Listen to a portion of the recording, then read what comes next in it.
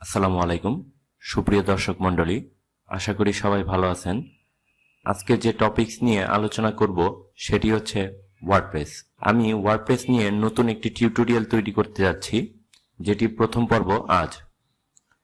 WordPress এর introduction এবং কেন এটি ব্যবহার করা দরকার এই বিষয়ের উপরে আজকে বিস্তারিত আলোচনা করব।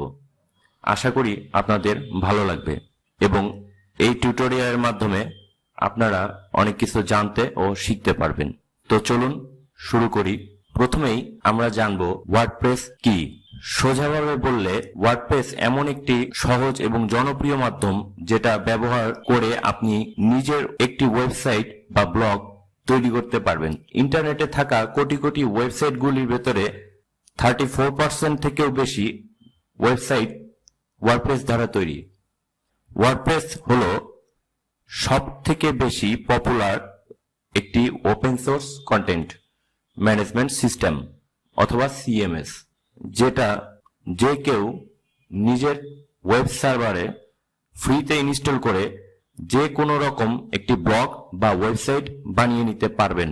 ওয়ার্ডপ্রেস বিশ্বের সবথেকে শক্তিশালী কিন্তু অনেক সহজ একটি ফ্রি অনলাইন ওয়েবসাইট তৈরি করার মাধ্যম। এখন আমরা জানব ওয়ার্ডপ্রেস দিয়ে কি কি ওয়েবসাইট তৈরি করতে পারবেন।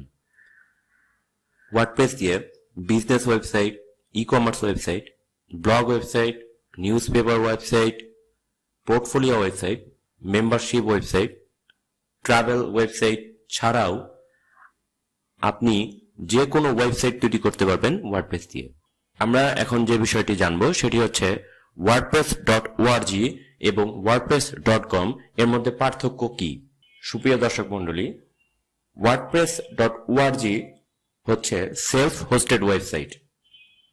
এটি আপনার সম্পূর্ণ নিজের ওয়েবসাইট। এবং wordpress.com এটি ফ্রি এবং পেইড দুভাবেই আপনি ব্যবহার করতে পারবেন, কিন্তু এটি 100% ফ্লেক্সিবল নয়। সাধারণত wordpress.org সবচেয়ে সহজ মাধ্যম। তো ভিউয়ার্স, আজ এ পর্যন্তই। আগামী পর্বে আমি আপনাদেরকে দেখাবো কিভাবে ওয়ার্ডপ্রেস ইনস্টল করবেন। এছাড়াও ইনস্টল করাকালীন সময়ে কিছু সমস্যা এবং তার সমাধান দেখাবো। তো আপনারা যারা আমাদের চ্যানেলে নতুন তারা অবশ্যই আমাদের চ্যানেলকে সাবস্ক্রাইব করবেন। আল্লাহ হাফেজ।